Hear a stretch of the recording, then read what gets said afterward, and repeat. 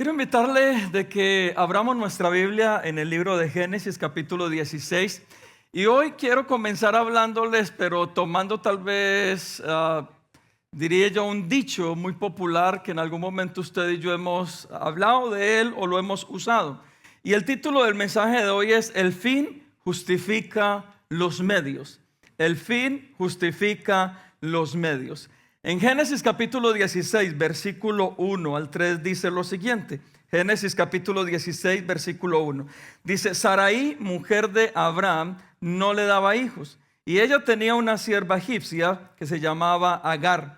Dijo entonces Sarai a Abraham: ya ves que Jehová me ha hecho estéril. Te ruego pues que te llegues a mi sierva, quizá tendré hijos de ella. Y atendió Abraham el ruego de Sarai. Y Sarai, mujer de Abraham, tomó a Agar, su sierva egipcia, al cabo de 10 años que había habitado Abraham en la tierra de Canaán, y la dio por mujer a Abraham, su marido. Esta mañana quiero hablarles acerca de este tema, y está bien involucrado respecto a los procesos. A nivel social, a nivel cultural, sabemos que los procesos son necesarios. A veces a nivel espiritual lo olvidamos. Pero mira, encontré dos ejemplos y alguna vez les hablaba acerca de esto.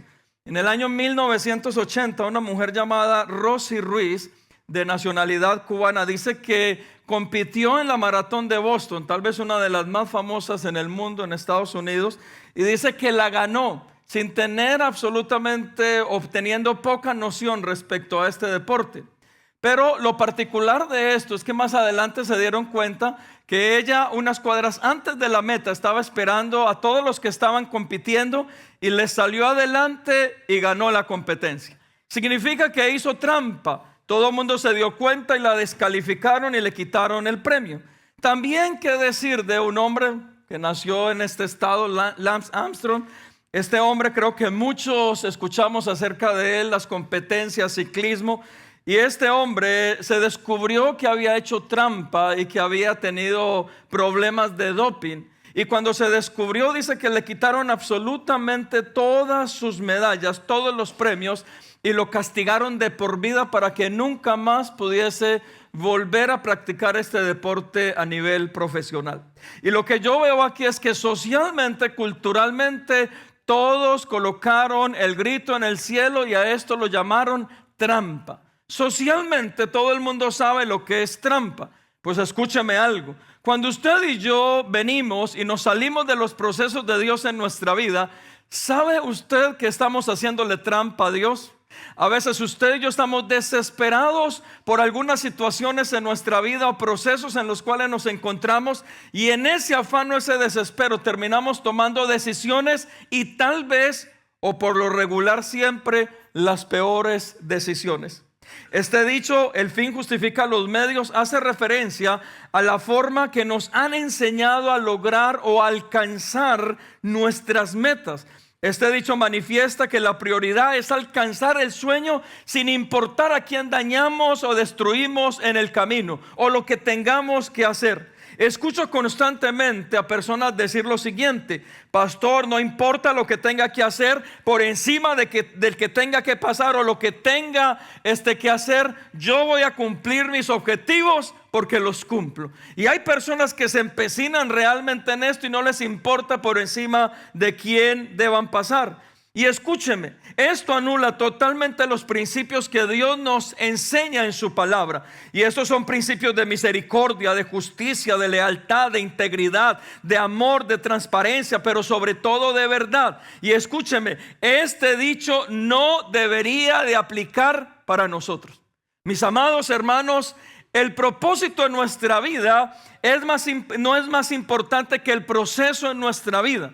Usted y yo necesitamos aprender que los procesos en nosotros son necesarios, que cuando Dios nos mete en procesos, que cuando hay cosas que debemos trabajar para poderlas lograr o alcanzar, ahí es donde los principios que Dios nos enseña a través de su palabra, principios éticos, principios morales, principios respecto a la verdad, a la justicia, usted y yo necesitamos necesitamos entender que a través de esos procesos, no solamente los principios y esos fundamentos se fortalecen, sino que también Dios fortalece nuestro carácter, nos forma, nos moldea, nos pule. Y a veces usted y yo queremos salirnos de esos procesos, a veces queremos salirnos de esos desiertos antes de tiempo, a veces queremos apartarnos de Dios porque creemos que Él nos está castigando. Y mis amados hermanos, Dios es un Dios de misericordia. Mire, tiene tanta misericordia que dice que no nos da cargas que nosotros no podamos soportar, y que los problemas que coloca sobre nuestros hombros,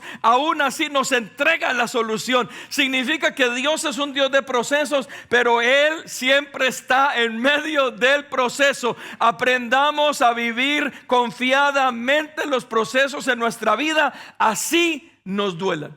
La pregunta es, ¿cómo entonces lograr nuestros objetivos? Porque escúchame, le voy a enseñar algo que tal vez hoy en día culturalmente está en contra de la corriente. Los objetivos, y a muchos nos enseñaron que los debíamos lograr sin importar por encima de quién deberíamos pasar. Ay, yo me voy a meter en problemas en esto, pero vengo de una ciudad hermosa que se llama Medellín, en Colombia, la ciudad de la eterna primavera. El asunto con las personas que venimos de esa tierra y de esa ciudad es que dentro de las enseñanzas muy culturales está: el paisa es un tremendo, el paisa necesita salir adelante, el paisa tiene que estar por encima de todo el mundo, el paisa es el mejor del universo, el paisa solo le falta volar. Y entonces dentro de ese pensamiento se nos mete en la cabeza de que tú eres el mejor de este país, y entonces tienes que estar arriba sin importar a quién le hagas daño y por encima de quién tengas que pasar. Eso aplicará para nosotros después de haber conocido de la palabra, aplicará para nosotros después de ver que Dios es un Dios de misericordia, de justicia y de verdad. No aplica.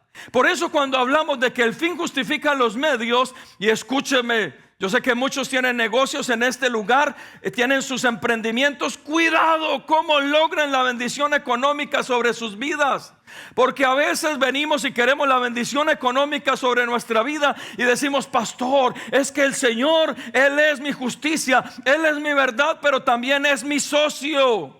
Y tú estás metiendo a Dios en un negocio bien chuco, bien maluco, bien feo, simplemente porque dices que Él es tu socio, pero usted está haciendo negocios extraños. Cuando usted diga que Dios es su socio, significa que su empresa, su compañía, su emprendimiento, se deben aplicar todos los principios que Dios a nosotros nos enseña, de fidelidad, de integridad, de rectitud, de transparencia. Y a veces sobre su negocio puede venir una gran oportunidad que le puede hacer rico, pero mis amados hermanos, si entiende este principio que el fin no justifica los medios, usted se atreverá a ir en contra de la corriente y a decir: ese negocio no me conviene, ese negocio está en contra de todo lo que yo creo, e inmediatamente ir en contra de todo lo que este mundo a veces nos enseña y decir: no lo hago porque si lo hago estaría negando mi fe. ¿Y sabe qué ocurre? El mundo nos va a decir: ¡qué idiota! ¡Qué tonto! ¡Qué bruto! Se perdió el negocio de su vida, se perdió la oportunidad de su vida. Pero lo que no entiende el mundo es que si esa puerta es cerrada y Dios no permite que se abre, porque es una puerta que no es de Él, Él abrirá una puerta ancha de bendición y de gloria más adelante sobre nuestros negocios. Mis amados, este dicho no debería de aplicar para nosotros. El fin no justifica los medios. Si usted y yo tenemos sueños, cuidado por encima de quién pasamos para cumplir esos sueños. Si usted y yo tenemos metas, cuidado los negocios que hacemos incorrectos para cumplir esas metas. Mire, y yo sé que en este país, se cuida un poco más de eso. Yo recuerdo, hace muchos años fui vendedor en Colombia. Ay, Dios santo, ¿cómo te enseñan a decir mentiras para vender algo? cómo te enseñan a enredar. Y hoy en día con todas estas técnicas que tenemos para conocer las reacciones de las personas, cómo hacer cierres efectivos y todo lo demás, la neurolingüística, todos los movimientos de las personas para ya tenerlos captados. Y después de que esté captado, y entonces le enseñan a uno y le dicen: ahí usted entierra el cuchillo, ya tiene su negocio hecho, ya, mejor dicho, ya está a la venta. Pero mire, estamos vendiendo algo malo, no importa, lo importante es la venta. Y mis amados hermanos, sí importa, sí importa. Mire, yo conozco personas aún dentro de la iglesia y en este negocio de los carros, en este lugar, ahí es donde muchas personas terminan en ese negocio diciendo tal vez algunas mentirillas. ¿Sabía usted que en un carro se le puede echar aditivos para que el motor dure tal vez 3, 4 meses y después se rompa? Y hay gente que se atreve a vender carros de esta manera. Tenemos muchachos dentro de la iglesia que le han hecho eso. Y entonces el que vendió dice: me coroné, gané. A veces usted dice: pastor, es que el carro está a punto de dañarse, se le está a punto de quebrar el motor, todas las luces están prendidas. ¿Y sabe qué me aconsejaron? Que lo venda antes de que se me dañe. Ay, Dios santo.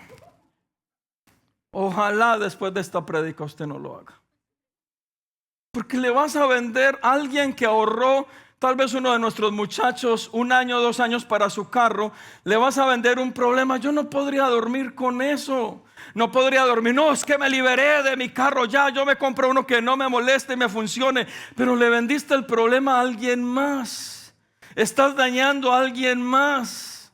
Le estás metiendo un tapado a alguien más. No, cuando hagas las cosas se pueden hacer bien.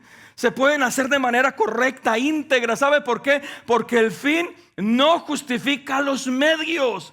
Dios te va a proveer en tu negocio, cualquiera que sea. Los carros es solo un ejemplo. Dios te va a proveer en lo que tú hagas en tu emprendimiento. Pero por favor, mantente fiel y firme a los principios que Dios te enseña.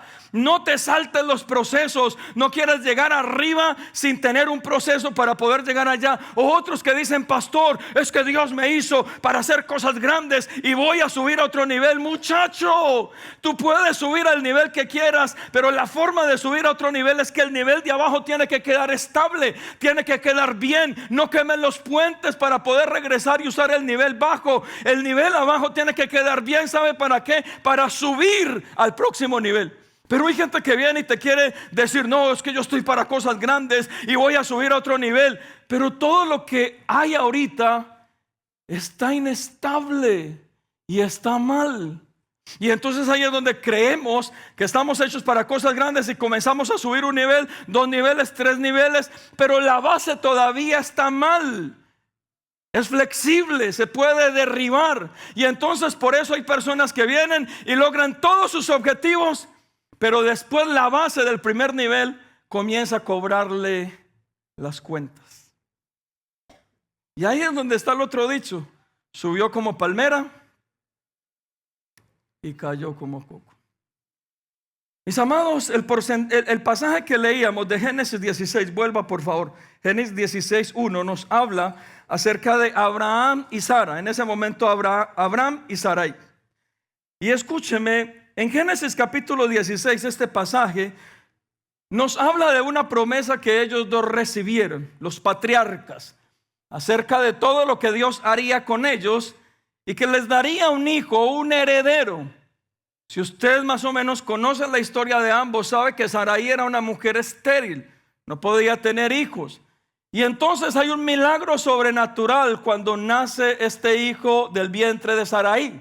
El problema de esto es que Abraham y Sara se le adelantan a Dios. Dios les había hecho una promesa, Dios está en medio de su promesa, pero ellos en el desespero, al ver que ya están un poco grandes y al ver que nada ocurría en el vientre de Sara, lo que ellos toman la decisión es adelantársele a Dios y darle una ayuda. ¿Y cuál fue la ayuda? En este pasaje de Génesis 16, versículo 1 y 3, la ayuda es que Sarai tuvo una idea genial. Si de mi vientre no puede salir un hijo, entonces tomaré a una de mis criadas, una extranjera, una egipcia, y le voy a pedir a mi esposo que se llegue a ella, y yo estando el día del parto cerca de ella, es como si yo hubiese dado a luz. Esa es la peor mentira que alguien se puede creer. Eso es como decir a veces que hay hombres que dicen: ay, yo considero a las mujeres porque yo creo haber sentido el dolor de parto. Miren, no hay hombre que haya sentido el dolor de parto. Nos desmayamos. De hecho, por allá hace poco salió un ejercicio, un experimento, donde habían unos aparatos que colocaban a varios hombres para ver el nivel de dolor, si podían soportar un parto. Y dice que el nivel era de 1 a 5. En el número 2 todos se desmayaron. No somos capaces, somos nenas. Perdón, editen eso. Sí, miren, yo a veces veo a mi esposa con fiebre ardida y ahí está para arriba, para abajo, y mi esposa no se puede quedar quieta y está cocinando y está haciendo esto no, a mí me da fiebre y yo guardo mi fiebre 3 días, lo aprovecho para descansar, y aún cuando se me quita yo le digo a mi esposa: ay, todavía estoy malito, porque es que somos delicados. Y escúchame, la maravillosa idea de esta mujer es: voy a tomar entonces a mi criada, a mi sierva, y el estar ahí con ella cuando vaya a dar a luz es como si yo hubiese dado a luz un hijo. ¿Esto era verdad? No era verdad. Esta era la forma en que Dios había escogido dentro del proceso para Sara y Abraham. No era el proceso. Simplemente ellos le quisieron ayudar un poco a Dios. A veces usted y yo, por no permitir los procesos en nuestra vida, queremos darle ayuditas a Dios. Jóvenes, y yo sé que están sirviendo ahorita, no se le adelanten a Dios en formar un hogar, en formar un matrimonio. No se le adelanten a Dios. A veces uno escucha a los jóvenes tan desesperados que los va a dejar al tren, que se van a morir de amor. Nadie se muere de amor y el tren está ahí parado. No le crean al enemigo. Y ahí están las muchachas: es que no quiero comer porque es que me va a dar un patatús, porque me va a dejar el tren. ¿Qué tren ni qué nada? El que se le va a dar se le guarda.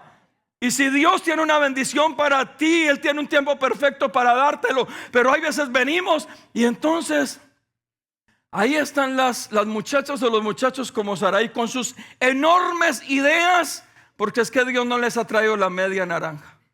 Y entonces traen unos muchachos más endemoniados y le quieren convencer a uno: no, pastor, yo me caso con él y yo lo convenzo, él se convierte cuando nos casemos. Ay, Dios santo. Es que, pastor, él va conmigo a la iglesia. Mira, yo he tenido muchachos que vienen aquí a la iglesia solo por usted, y después cuando usted les hace un feo, brillan por su ausencia, nunca más vuelven, y solo vinieron para convencerle a usted. Pero mis amados, cuando usted y yo nos saltamos los procesos, comenzamos a creer cosas que no son, simplemente para usted y yo autojustificar nuestra decisión. ¿Y qué estaba haciendo Abraham y Sarai? Estaban justificando su mala decisión, porque Dios no les había dicho eso. ¿Y qué estaban haciendo? El fin justifica los medios. Dios nos prometió un hijo, pero a mí no me importa cómo llegar a ese hijo. Y entonces anularon todos los principios de lo que Dios les había prometido. Ahí es donde entendemos que usted y yo necesitamos creer verdaderamente en el propósito de Dios en nuestra vida. Escúcheme, este hijo que nació de esta ayuda que le quisieron dar a Dios se llamó Ismael. Pero ¿sabe qué es lo más particular de todo? Que como había salido de los lomos de Abraham, que ya había una bendición y una promesa sobre él, Dios lo tiene que bendecir, porque ahí había una promesa. El problema a partir de ese momento, y según la tradición religiosa, es que los judíos son descendientes de Abraham, pero tenemos otra línea que son los árabes, los descendientes de Ismael, y por lo tanto una ayuda que se le quiso dar varios miles de años atrás a Dios para cumplir una promesa, hasta el día de hoy es un problema. Hasta el día de hoy. Porque mire, usted me puede decir a mí: pero es que Dios nos perdona. Sí, Dios los perdonó, y aún la bendición de Dios vino sobre Ismael, pero eso no significa que se anulen las consecuencias. Usted me podrá venir a mí: se adelantó una parejita, se comieron la torta antes de tiempo, la niña quedó en embarazo. Pastor, ¿Dios los perdona? Claro que los perdona. Dios tiene misericordia, bondad, amor. Como ese hijo pródigo, los va a abrazar, los va a levantar. Pero ¿Qué de la consecuencia? El hijo va a quedar. Y el niño va a estar y hay que trabajar para levantarlo, para que sea de bendición. Y entonces lo que ocurre es que cuando nos adelantamos a los procesos de Dios y cuando nos justificamos a nosotros mismos, entonces Dios nos perdona, sí, por eso estamos en este lugar, pero las consecuencias van a quedar. Y en medio de las consecuencias usted y yo vamos a trabajar. Y ahí es donde Dios nos fortalece, Dios nos ayuda y Dios nos levanta. Pero las consecuencias van a quedar. Y lo vemos en el caso de Abraham y Sarai. La pequeña ayuda que le quisieron dar a Dios hoy en día todavía es un problema visible. Fue el primer problema religioso en la creación de la humanidad y el problema más largo de la humanidad, que hasta el día de hoy el problema persiste. Por una ayuda que le quisimos dar a Dios. Mis amados hermanos, descubrí en los principios espirituales, conforme a la voluntad de Dios, que está dicho que es verdad, que este dicho entonces no debería aplicar para nosotros. El proceso es importante y aún podría ser más importante que el final. Usted y yo debemos entender que a través del proceso Dios nos pule, Dios nos forma.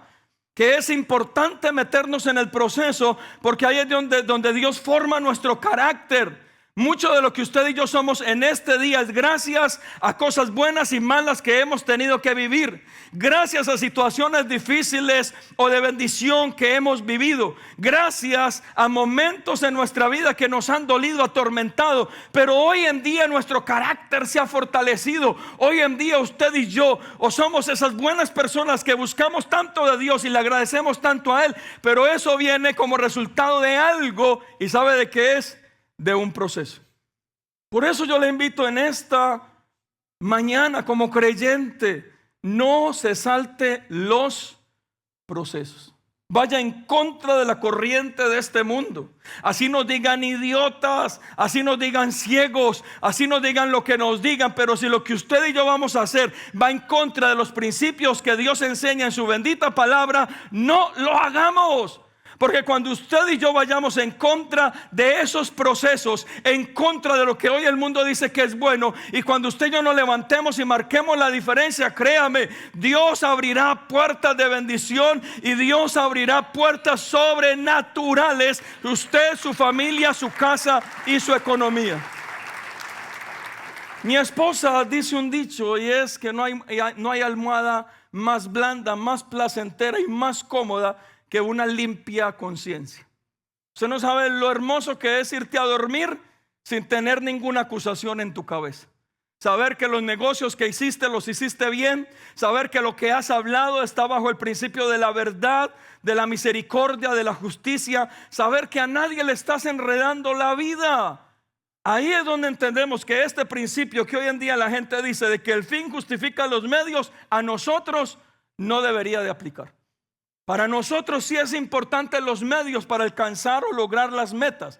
Para nosotros es muy importante lo que usemos para poder lograr nuestros sueños. ¿Y sabe qué encuentro respecto a este tema? 3 cosas importantes. El primero, mis amados hermanos, en los atajos no hay bendición.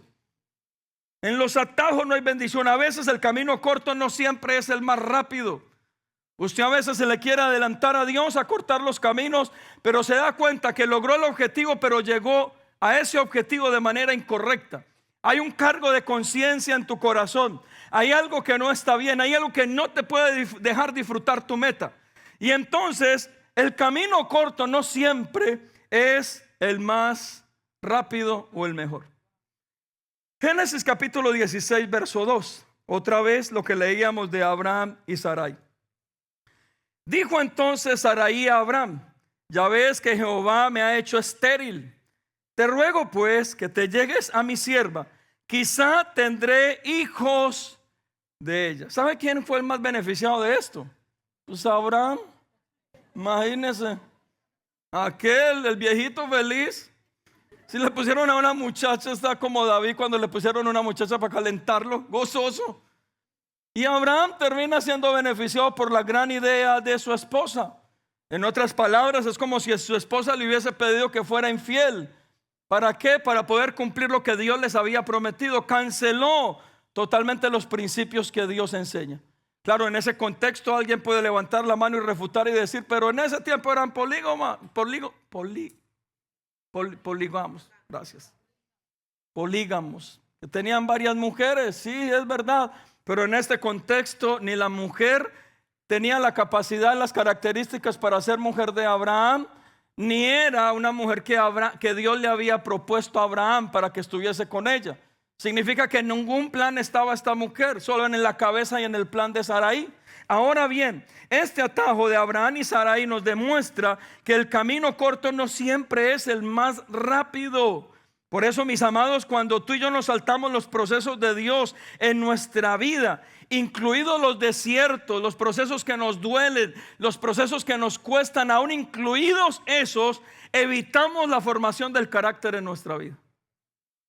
Mira, hay cosas que usted y yo podríamos pensar en este día que nos han hecho muy fuertes, pero que en ese tiempo nos dolieron, lloramos, pataleamos, nos tiramos de cabeza, pero que hoy somos el resultado de haber pasado esos procesos fuertes. Y Dios estuvo ahí. ¿Sabía usted que aún usted y yo no nos deberíamos salir de un desierto si no es la voluntad de Dios? Porque aún el diablo va a tratar de sacarnos de los desiertos. ¿Sabe para qué? Para no permitir que el carácter sea formado. Y a veces el diablo nos saca de los desiertos y usted dice, gloria a Dios, todo terminó. Pero después le viene un problema mínimo, chiquito, y lo destruye peor. Porque el desierto a ti te forma, te fortalece. Hay cosas que usted y yo aprendimos en esos momentos difíciles de dolor y que hoy gracias a eso somos fuertes. Hoy somos líderes, somos cabezas, buenas cabezas de nuestro hogar. ¿Sabe? Yo creo y me considero, y aquí está mi esposa y espero no hablar de más de respecto a este tema, porque uno se sube a este altar a hablar del Señor, no de uno mismo. Pero yo considero que soy proveedor. Una de las cosas que yo en mi cabeza y en mi corazón me propuse desde que nos casemos es que mi esposa no se preocupara por nada. Y después de 23 años yo creo que se lo he cumplido, no sé, creo que se lo he cumplido. Pero ¿sabe de dónde nació la provisión? De que a los 13 años tuve que trabajar para poder ayudar en mi casa. Y en ese tiempo, créame, no me gustaba. De que a los 16, 17 años también tuve que ayudar en mi casa para salir de ciertos problemas que habían quedado. De que yo recuerdo mi primer sueldo legal en mi país. Mi primer sueldo legal cuando tenía 18 años. Y yo quería mucho en ese tiempo unos tenis Adidas. Era lo más nice para los muchachos, pero yo nunca los pude tener. Yo dije, cuando en mi primer sueldo me lo voy a comprar. Y en mi primer sueldo no me los pude comprar. Tuve que llevar el dinero a mi casa para poder suplir las necesidades de mi casa. Y después ahorrar. Y a los 6 meses después me estaba comprando los zapatos de mi sueño. Y en ese tiempo no me gustaba, me dolía, claro.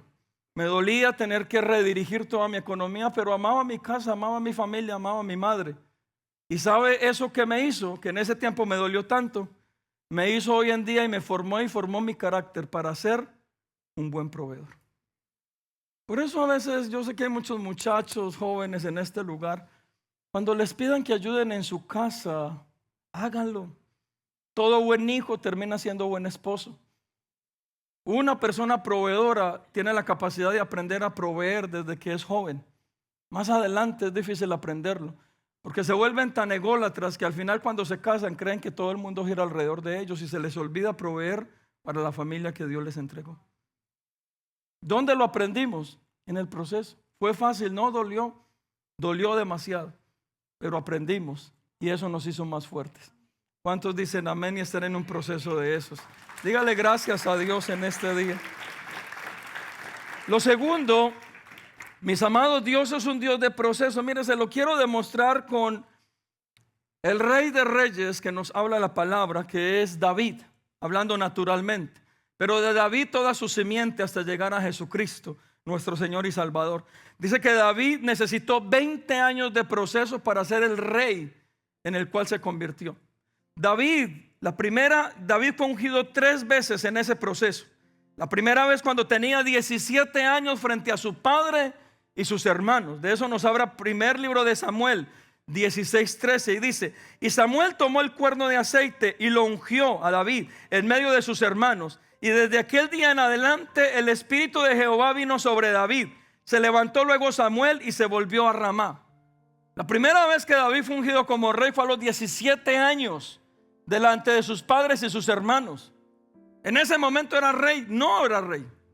Nadie dentro del reino lo había reconocido. Antes Saúl, cuando se dio cuenta que Samuel había ungido a alguien más, Saúl se empeñó en ver quién era para poderlo matar. Pero a los 17 años Dios le da una promesa y Dios lo unge. Pero mire, dice que la segunda vez fue cuando tenía 30 años.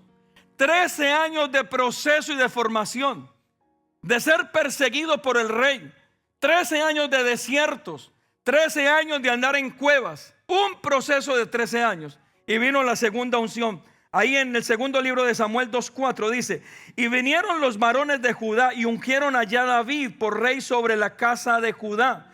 Y dieron aviso a David diciendo: los de Jabes de Galaad son los que sepultaron a Saúl. 13 años hasta que Saúl murió para que el pueblo pudiera ungirlo. Pero ahí no paró todo. Se necesitaban otros 7 años de proceso. Y cuando tenía 37 años fue ungido por los ancianos de Israel como rey sobre Israel y reconocido por todo Israel. 20 años de proceso. Y por eso en el segundo libro de Samuel 5:3 dice: vinieron pues todos los ancianos de Israel al rey en Hebrón. Y el rey David hizo pacto con ellos en Hebrón delante de Jehová. Y ungieron a David por rey sobre todo Israel. 20 años de proceso. La pregunta es: ¿Dios necesitaba ese proceso? No, Dios no. David sí. Amados, ¿cuándo aprenderemos como creyentes a no saltarnos los procesos de Dios así nos duela? Imagínense, David sabía desde los 17 años que ya iba a ser rey. Y en 20 años tuvo que sufrir la negación del pueblo, los ataques de todo un ejército, la acechanza del mismo rey, el menosprecio de todo el mundo, aún de sus hermanos posiblemente. 20 años de proceso doloroso para convertirse en el gran rey del cual Dios iba a sacar a un Salvador. La genealogía de Jesucristo. 20 años. Y a veces usted y yo ahí estamos, no nos sale algo y nos metemos una desesperada. Y comenzamos a hablar y comenzamos a renegar y comenzamos a hacer cosas que Dios no nos ha pedido.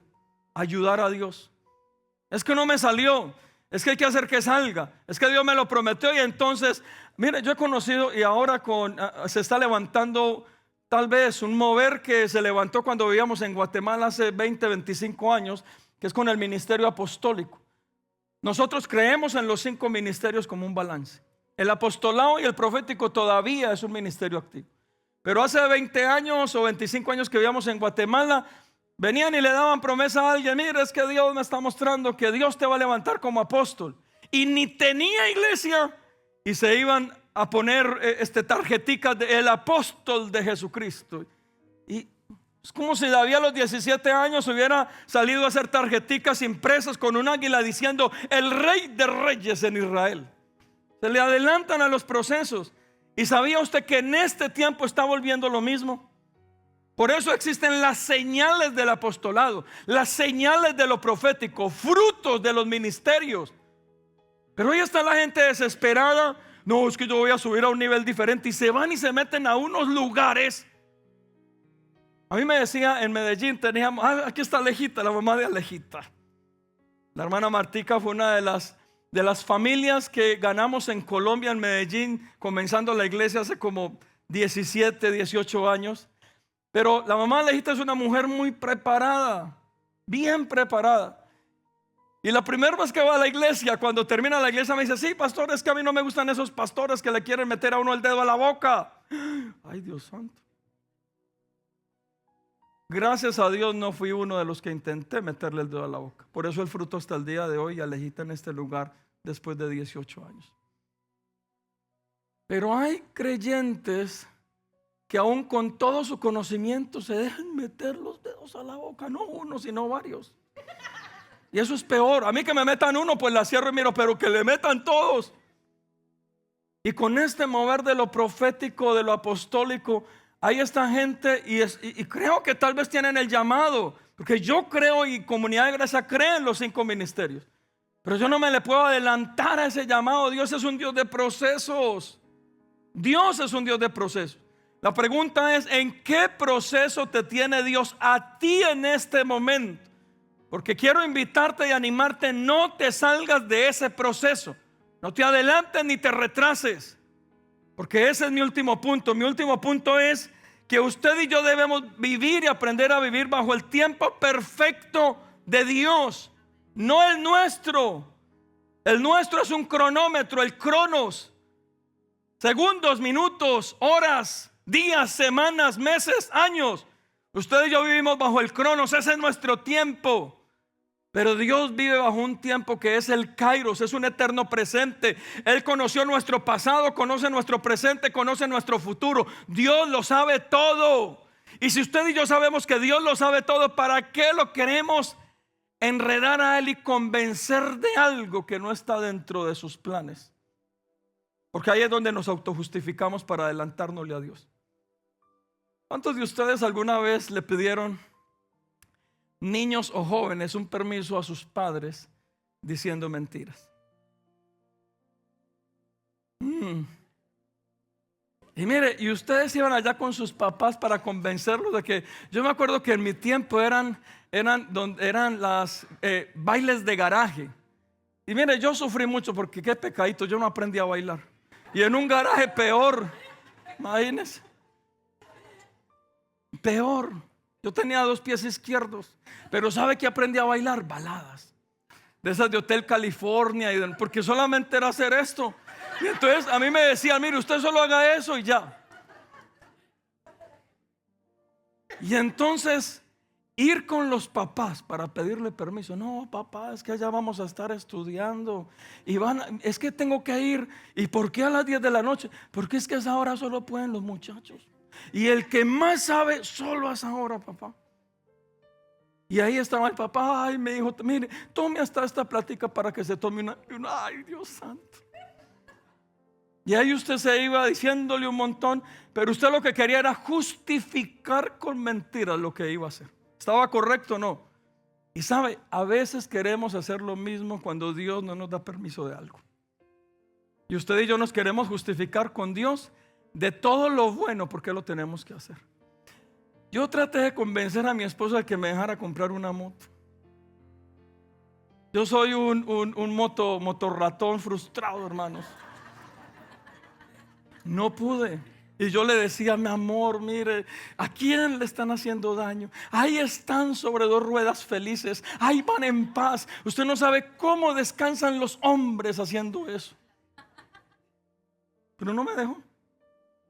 ¿Y sabe de qué me di cuenta? Que la estaba convenciendo de algo que no estaba del todo bien. ¿Sabe por qué? Por lo primero, porque no tenía plata. Se la estaba convenciendo de irme a meter en una deuda, pero le estaba diciendo todos los beneficios que yo iba a tener para meterme en una deuda más que no necesitábamos. Mis amados, a veces usted y yo, por no vivir bajo el tiempo de Dios, terminamos haciendo eso, justificando nuestras decisiones. Jóvenes, justificando nuestros noviazgos. Pastor, es que es tan buena muchacha, sí, pero tiene cuernos. No te metas con esa muchacha. Pastor, ay, mire cómo canta de bonito. Y el muchacho ni le importa lo que estamos haciendo aquí. Solo está ahí como, solo vino por usted. Ay, pastor, es que es tan bonito. Mírele el pelo, mírele cómo se ve, mírele allá en el viento, cómo se le mueve. Y usted está autojustificando una mala decisión para querer convencer a Dios. Y yo le digo a los solteros: miren, ustedes tienen la oportunidad más grande del mundo. Es vivir un proceso sano y correcto para saber con quién se van a casar. No se desesperen. No se desesperen. Porque si el matrimonio es para toda la vida y usted toma una decisión a la ligera y no se dio un tiempo de proceso, ahí es donde están de pruebita en pruebita. No, con este no, con este sí, con este no, con este sí. Uno dice, ay Dios mío, más recorrido. Pero no es de probar, es de entender la voluntad de Dios. Por eso, dentro de lo legal y normal en el matrimonio existe algo que se llama noviazgo, porque es un proceso. Mis amados hermanos, Eclesiastés 3:1 dice, todo tiene su tiempo y todo lo que se quiere debajo del cielo tiene su hora. El tiempo de Dios es perfecto. Y concluyo con esto, mis amados. No pretendamos saltarnos los procesos de Dios. Yo sé que hay procesos que duelen más que otros. Hay desiertos que cuestan bastante. Hay situaciones que nos pueden oprimir grandemente. Pero yo estoy para decirte hoy, no te desesperes. No te desesperes. Que tú y yo podamos llegar a donde estamos soñando llegar, pero en paz. Sabiendo que cumplimos con los principios y los valores que Dios nos dio. Que cuando usted llegue ahí con su compañía al sueño que Dios le ha prometido, usted diga, wow, estoy en este lugar tan privilegiado, pero estoy tranquilo porque hice todo lo correcto para llegar aquí. No dañé a nadie, no le debo a nadie, he sido un buen jefe. Que cuando usted llegue a ese nivel en su familia o en su matrimonio, usted diga, wow, qué precioso matrimonio, qué hijos tan maravillosos. Pero estar en paz porque dijo, todo lo que tenía que hacer lo hice de manera correcta. No me le salté a Dios el proceso. Y cuando usted y yo, amados hermanos, logremos todos nuestros sueños, nuestros proyectos, lo que visionamos, lo que deseamos, cuando lleguemos a ese lugar y miremos hacia abajo el proceso, digamos, wow, cumplimos fielmente lo que Dios nos pidió. Y ahora, estando aquí con todo lo que hemos logrado, lo podemos disfrutar en paz. Podemos dormir tranquilamente. Podemos estar en cualquier lugar porque no le debemos nada a nadie. Y no hay nada más maravilloso que cumplir los sueños y todos los deseos, pero mis amados hermanos, con la cabeza en alto, sin saber que a nadie le hemos fallado o le hemos faltado. ¿Cuántos pueden decir amén a eso? Ese es un Dios de proceso. Ahora bien, busque la felicidad, busque tener éxito. Sigamos buscando nuestros sueños, trabajemos fielmente, levantémonos, hagamos todo lo que tenemos que hacer, pero por favor, cuidado, el fin no justifica los medios. Cuidado con los procesos. Que usted y yo podamos vivir bajo ese principio de rectitud, integridad, amor, misericordia. Y créame, cuando usted y yo lo hacemos, para el mundo seremos tontos, locos y lo que nos quieran decir, pero para Dios seremos sus hijos obedientes, los cuales colocará en alto y sobre los cuales colocará una bendición integral, poderosa y maravillosa, no solamente en lo material, sino en la familia, en lo emocional, en lo espiritual, y tener la satisfacción de que hemos hecho siempre lo correcto. Mis amados hermanos, no le huyamos al proceso. Creamos que en medio del proceso está nuestro Dios, porque si Él nos dio el problema, juntamente con el problema viene la solución. ¿Cuántos dicen amén a eso? Dele un fuerte aplauso al Señor. Y si puede ahí pararse, por favor, párese donde está. Yo quiero que incline su rostro y que piense por un momento en qué proceso ha caminado usted. ¿Qué es lo que hoy en día tal vez se ha levantado como una tentación para poder seguir o tomar decisiones que no son las mejores? O usted que se ha visto de pronto involucrado en negocios, en situaciones, tal vez en algunas mentiras que la gente termina diciendo, pero es una mentira blanca, a nadie le hemos hecho daño. Pero por muy mentira que sea, sigue siendo mentira delante de Dios. Sea blanca, sea gris, sea transparente, si es mentira, sigue siendo mentira. No sé en qué parte del proceso estás tú. Tal vez has venido en medio de un desierto, un proceso difícil. Tal vez has venido en una prueba en tu casa, tu matrimonio. Pero hoy estoy para decirte, no te saltes los procesos. Dios tiene el control. Dios toma el control absolutamente de todas las cosas, de tu vida, de tu casa. Si Dios lo prometió, Él lo cumplirá. Él es fiel y verdadero. Y sobre todas las cosas, Él es justo. Por eso, donde está, levante sus manos, por favor.